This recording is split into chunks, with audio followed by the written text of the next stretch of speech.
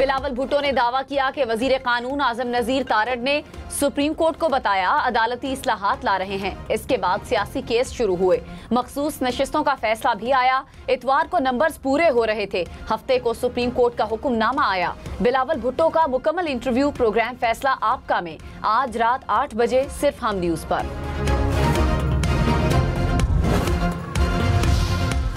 नवाज शरीफ तहरीक इंसाफ पर बरस पड़े, कहा पंजाब पर यलगार करने का कहने वाले खून खराबा और लड़ाई चाहते हैं। खैबर पख्तूनख्वा के लोग जेल वालों से पूछें सूबे के लिए क्या किया है, कौन सा तीर चलाकर पंजाब दाखिल होने की कोशिश करते हैं। खैबर पख्तूनख्वा में कुछ भी नहीं, अस्पतालों में इलाज मुआवजे की सहूलियात नहीं।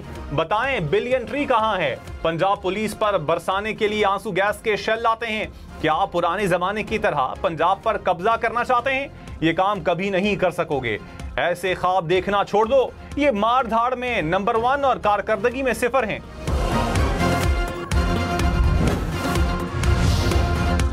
वजीर आला मरियम नवाज ने कहा अडियाला जेल में बैठा शख्स सिर्फ इंतशार और फितना चाहता है।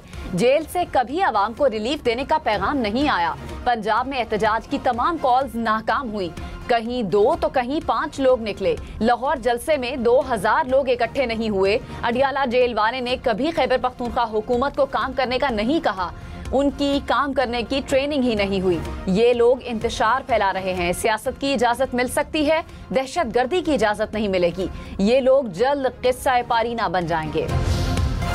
यहाँ लोगों को मर्जी के बेंच की आदत है, वो जमाने चले गए, शफाफियत आ चुकी है। चीफ जस्टिस काजी फाइज ईसा की आर्टिकल 63A की नजरसानी केस में रिमार्क्स। बानी पीटीआई की बेंच की तश्कील के खिलाफ दरखास्त मुस्तरद। चीफ जस्टिस ने कहा अब आमरीयत का ना मुल्क में ना ही इदारों में होगी, साबिका दौर वापस नहीं आने देंगे। अली जफर का बेंच की तश्कील पर एतराज, कहा नजरसानी अपील में फैसले लिखने वाले जज की मौजूदगी लाजिम है। चीफ जस्टिस ने कहा क्या हमारे पास इख्तियार है कि जबरदस्ती किसी को पकड़कर बेंच में लाएं? अली जफर साहब, आप जजेस का इंतखाब खुद नहीं कर सकते, ऐसा तर्ज अमल तबाहकुन है। 190 मिलियन पाउंड रेफरेंस का हतमी फैसला सुनाने से रोकने के हुक्म में 10 अक्टूबर तक तौसी। इस्लामाबाद हाई कोर्ट ने नैब की समाअत मुलतवी करने की दरखास्त मंजूर कर ली। अडियाला जेल में रेफरेंस पर समाअत कल तक मुलतवी। नैब के आखिरी गवाह पर बुशरा बीबी के वकील की जिरह मुकम्मल न हो सकी। तोशा खाना 2 केस में फर्दे जुर्म आयद करने की कार्रवाई 5 अक्टूबर तक मुलतवी।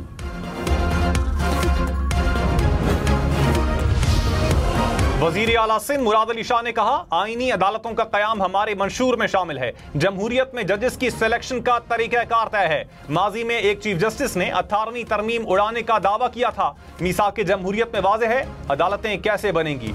बिलावल भुट्टो मुल्क की क़यादत करेंगे।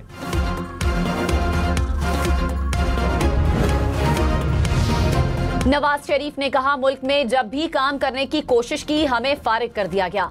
मैं बनी गाला गया था कि मिलकर मुल्क की खिदमत करते हैं। मीटिंग के बाद लंदन चले गए और वापस आकर धरना शुरू कर दिया। धरने के दौरान मुझे कहा गया लाहौर चले जाएं। जवाब दिया ये कैसा मशवरा दे रहे हैं। कहा गया नवाज शरीफ की गर्दन में रस्सा डालकर बाहर निकालूंगा। इतने बड़े बड़े बोल मत बोला करो, आजिज़ी सीखो, माफी मांगो। दुनिया में जो करोगे एक दिन सामने आएगा। ऐसे अनासिर को सख्ती से डील करना चाहिए। वजीर आजम शहबाज शरीफ से स्कॉलर डॉक्टर जाकिर नाइक की मुलाकात। वजीर आजम ने अपनी पहली मुलाकात की याद ताज़ा की। जाकिर नाइक ने कहा पाकिस्तान के पहले दौरे की यादें ताज़ा हैं। वजीर आजम का नेक ख्वाहिशात का इजहार। मुशीर वजीर आजम राना सनाउल्लाह ने कहा तहरीक इंसाफ का रवैया नाकाबिले बर्दाश्त है। इनसे 25 मई जैसा बर्ताव होना चाहिए। पीटीआई मुल्क में अनारकी, तशद्दुद और अफरा तफरी चाहती है। कभी शॉर्ट मार्च, कभी लॉन्ग मार्च, कभी इस्लामाबाद का घेराव। तहरीक इंसाफ को रोकना आईन, कानून और जमहूरियत के लिए जरूरी है। सदर पीटीआई चौधरी परवेज इलाही ने कहा तहरीक इंसाफ के साथ खड़े हैं। सियासी अदम इस्तेहकाम पीटीआई का मैंडेट तस्लीम ना करने का नतीजा है। सियासत की कुंजी आज भी बानी पीटीआई के हाथ में है। अदलिया पर पूरा यकीन है बानी पीटीआई जल्द अवाम के दरमियान होंगे। पंजाब के काश्तकारों का कोई वाली वारिस नहीं। सीनियर वजीर सिंध शर्जील मेमन ने कहा एक शख्स के लिए आंखें बंद करके रिलीफ की फैक्ट्रियां खोली गईं। जिन्होंने जजेस को आंखें दिखाई वही आंख के तारे बने हुए हैं। आइन की तशरीह करना अदालत का काम है, आइन तोड़ना अदालतों का काम नहीं। कानून बनाने का वाहिद इख्तियार पार्लियामेंट को है। चंद लोगों की जाती ख्वाहिशात पर कानून को बुलडोज करना नहीं चाहिए। मौलाना फजल रहमान से रहनुमा नून लीग सेनेटर इरफान सिद्दीकी की मुलाकात, आईनी तरमीम और मुल्की सियासी सूरत हाल पर तबादला ख्याल। इरफान सिद्दीकी ने कहा, मौलाना फजल रहमान ने आईनी अदालत की तायद की। तरमीम के लिए वक्त की कोई कैद नहीं, 2 हफ्ते में मामलात वाजे हो जाएंगे। किसी बड़ी खबर के मुंतजिर हैं तो ऐसी कोई खबर नहीं। बानी पीटीआई को देखना चाहिए, इनका भी मुल्क है।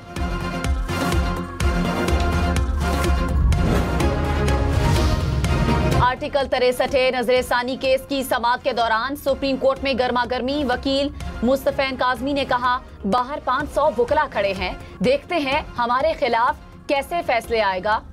चीफ जस्टिस बोले, आप हमें बेइज्जत करें, हरगिज बर्दाश्त नहीं करेंगे। जजेस से बदतमीजी का ये तरीका अब आम हो गया। यूट्यूबर्स बाहर जाकर अब शुरू हो जाएंगे। मेरी वालिदा ने कहा था, जो कहता है वही होता है। बैरिस्टर अली जफर बोले, जो कुछ अदालत में हुआ उसका जिम्मेदार मैं नहीं। चीफ जस्टिस ने कहा, आप इसके जिम्मेदार हैं। अली जफर ने वकील मुस्तफैन काजमी की बदतमीजी पर माफी मांग ली। नवाज शरीफ ने कहा, मुल्क तरक्की कर रहा था तो मुझे निकालने की क्या जरूरत थी। रियासत के सतूनों ने भी रियासत से अच्छा सलूक नहीं किया। अवाम भी बराबर के जिम्मेदार हैं। बताओ, वजीर आजम को बेटे से तनख्वाह ना लेने पर कैसे निकाल दिया। मुल्क के लिए दिन रात काम करने वाले से ऐसा सलूक क्यों किया। मुझे इस बात का अफसोस है और रहेगा। जज फैसला देकर कहां चले गए। गैरतमंद कौम सवालात पूछती है और जवाबात लेती है। वादा खिलाफी करने वाले की वजह से मुल्क का ये हाल है। नोटिस नहीं देंगे तो हालात ऐसे ही रहेंगे। पेशावर हाई कोर्ट ने वजीर आला खैबर पख्तूनख्वा को स्वाबदीदी फंड इस्तेमाल करने से रोक दिया। सूबाई हुकूमत को 3 दिन में जवाब जमा करवाने की हिदायत। आइंदा समाअत तक स्वाबदीदी फंड तकसीम न करने का हुक्म।